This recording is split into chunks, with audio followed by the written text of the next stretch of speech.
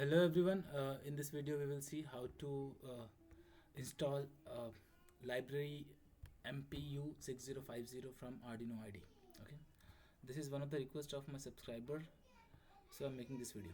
So let's get started. So first you go to open the Arduino IDE what you have and go to include library, and from there manage library. And once you click on this manage library will open. After that you need to type the library name in the search engine, like a search box, MPU6050.